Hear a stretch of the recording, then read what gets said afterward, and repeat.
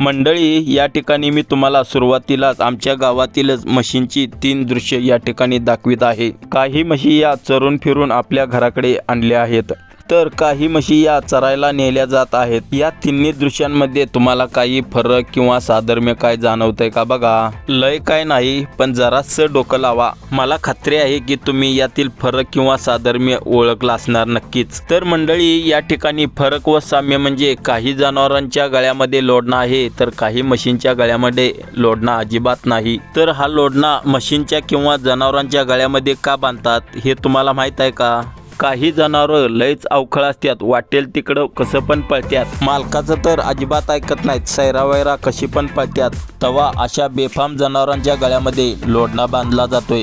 तसाच लोढणा आपल्या मनुष्य जातीच्या प्राण्यामध्ये सुद्धा बांधला जातोय। तर हा लोढणा कोण व हा लोढणा कुणाच्या गळ्यात बांधला जातो हे कमेंटमध्ये मला नक्की सांगा।